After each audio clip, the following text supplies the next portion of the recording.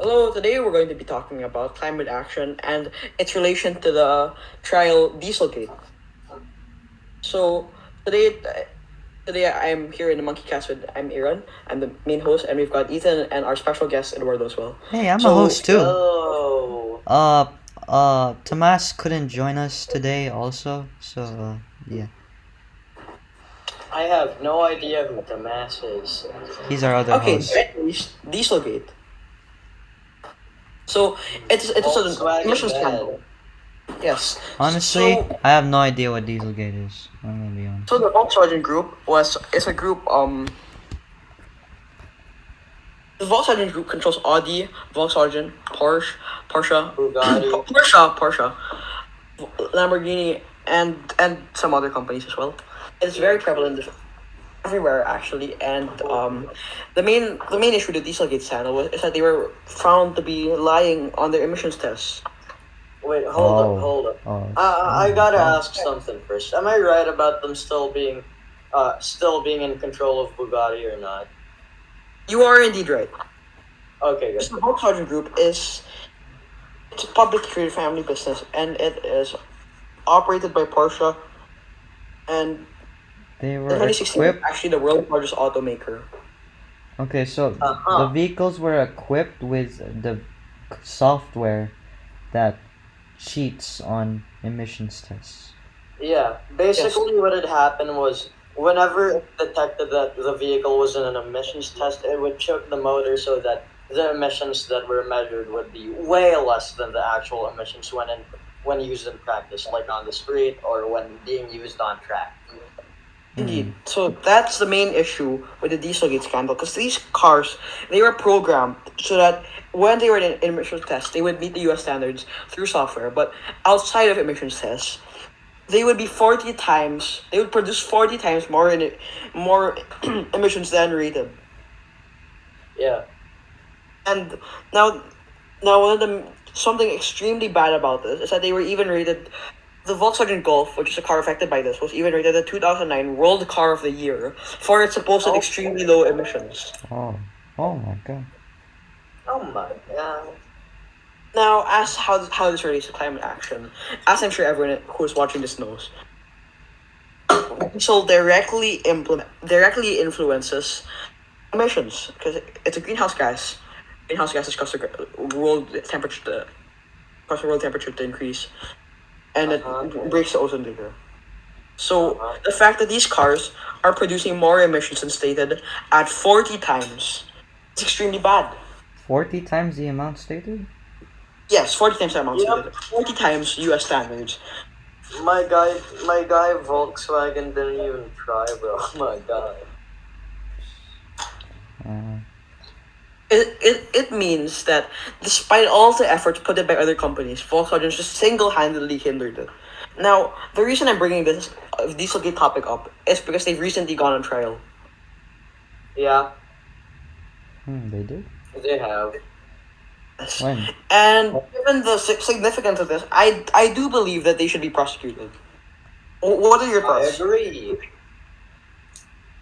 Hmm. You Uh, know what? Yeah, I mean, how about on this episode we also talk about the other brands which participated in similar scandals, Yes. relying such on as? emissions tests and such?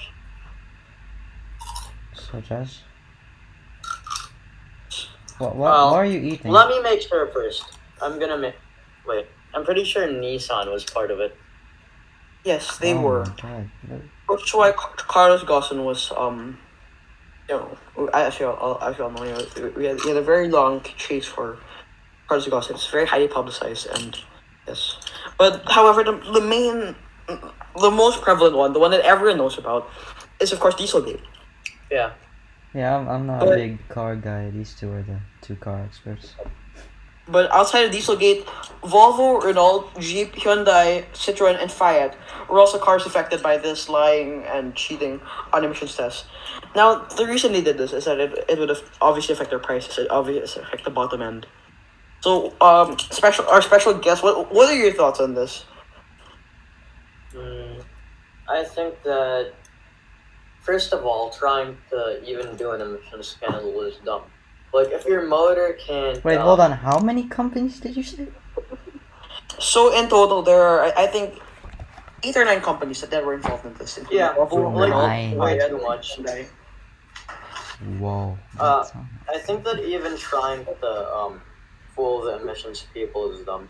like Because not only will you eventually be found out, but if you're a big company like say Volkswagen, you're part of you're basically one of the reasons that global warming exists.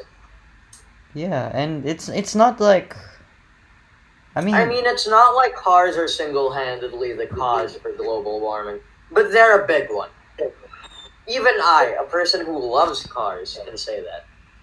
yeah, like maybe it's cheaper to make it like so that it doesn't pass. Like, is that a thing? Like Yes, that is the thing. That's the Yeah, main reason. it is. that's It the only is. reason I And can think of. the emission standards are put in place for a reason. It's not just because they intend to hinder car industries, because that would be counterproductive. It's put in place due to climate change. It's put in place due to the effects that cars have on it, and it's an effort by the U.S. government, and not just the U.S. government, but other governments, to stifle the ecological damage that these cars are doing, and the fact that they're trying to get around it is frankly deplorable. True. Yeah.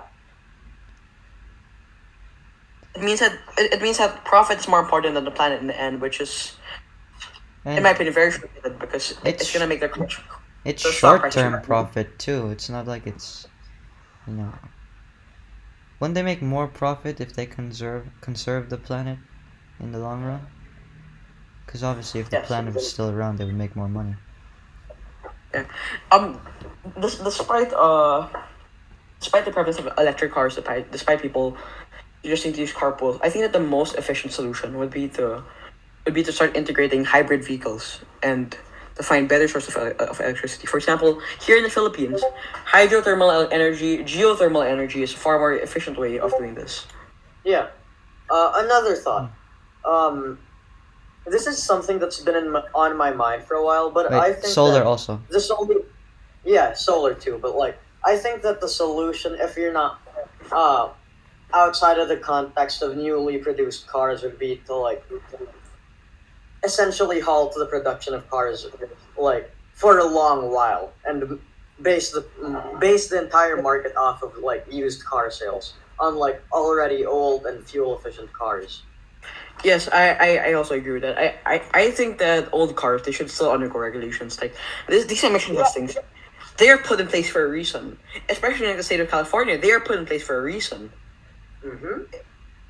It disproportionately affects certain areas, and as such, it should be regulated areas that definitely have an impact. So in the end, like trying to improve the overall cost of the cars comes second to trying to keep the markets that buy these very cars alive. Yeah. Yeah. Now the Volkswagen group is huge. They have Porsche, they have Bentley, they I mean, have this kind of Bugatti. stuff doesn't just apply to like car companies. It also applies to like applies to everything. Like yeah. Yeah. if you try to skirt regulations in order to make more money, money that will ultimately be devalued by the effects that they're having, Yeah, like then inflation. what's the point? So, Mm-hmm. yeah. But what So were you saying before that? So an example of a car company that I think's been making a good effort at trying to improve emissions is Toyota. They've been making significant Yeah. progress with their with not just their hybrid Prius. vehicles and their yes, but realistically implementing hybrid vehicles and implementing fully electric vehicles in third world countries is just unrealistic overall. Mm-hmm. We are going Yeah. to have major issues with it, especially given the current infrastructure and the coronavirus crisis. We are just not in a position to be focusing on bringing electric vehicles in. So, bring hybrid vehicles in. We are just not in a position to do that right now. So, Yeah, I I feel completely agree. like people just wouldn't use them. I don't know why, but I just feel like they wouldn't Yeah. use them. Maybe because it's like I agree. reputation. I do too, because Uh, service costs and such. So, Oh yeah. Although you do lack privacy, public transport is a great way to save on a budget. Instead of buying a used car, public transport can still get you to where you need to go. You can still do all the things you want. I mean, And Biking is just too. yeah, And biking. yeah, I mean, biking, you have public transport, you have a variety of methods to get to the place you want. It's not just walking. automotive. Walking is good exercise. No, no. Yes. yeah, but are you really gonna get to point A to? Are you really gonna get from point A to B when B is like an entire mile away from A? It depends. Depends. No Personally- sane person's gonna do that, bro. I'm sorry. I suppose. Personally, I think that biking is a really effective way to do this. But yeah, biking is a really effective way to do this, and especially in the Netherlands and such. Oh, yeah. What are your thoughts on this? Biking? I agree. Yeah. Biking's great. Good exercise. You can go anywhere you want. It's Yeah. all about the cars aside from cargo, We just and at a far lower cost. need to Yeah. start making bikes out of like reusable material or something like that. You know? Despite this, I do think that cars still have an impact because with pickup trucks, with SUVs, they still have a reason, they still have a purpose, and we shouldn't discredit them just because of their impact on the environment. Yeah. That's yes. Yeah.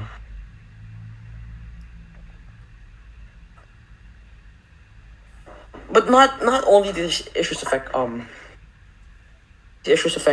cars, but they also affect other machinery. They affect our electronics. They affect all of these. So, example of this would be farming equipment. The same emission scandals that happen here also are very prevalent in farming equipment. Given it's a much smaller industry in comparison. Farming? Like wait, what do you mean by Yeah, farming yeah. equipment? Farming, as in, like agriculture, Yeah, but what do they use? tractors, Oh, excavators. tractors. Yeah, yeah. Tractors, excavators, Nice. that's right. So it's also affected. So we should also not aside from putting the emphasis on cars, we should also try to put emphasis on those. Yeah. Okay, and with so to our viewers, we encourage you to shift alternative methods. And if you are going to be buying a car, please try to Buy a used examine. one. Please not don't please try to check its emission ratings. Please try to I guess study the effects that you're having on the environment. And with that note, thank you for listening to the Wait. Monkeycast. Next time. Wait, I would like to before we end, I'd like to take this time again to further spread the word about the Sustainable Development Goals because I feel like we didn't really explain them as well last time. I mean, a few episodes ago. So there are 17 goals, and they include things like no poverty, eradicating poverty, eradicating hunger. The things we were talking about with the emissions and like climate change. Yeah. Lowering those, and these are goals set by the United Nations to be achieved by 2030. And I mean, it's 2021 going on 2022 right now, so I just want to encourage you guys, the viewers, to please Be help. part of the change. Yeah, because like we need to. Our planet is rapidly like Pretty much dying. pretty much. Be the change that you want to see in the world. Make the influence that you want to see. Exactly. So Yeah. with that, thank you for listening. This time for real. Yeah. We'll see you in the next episode. This is episode 4. Thank you. Bye. Bye.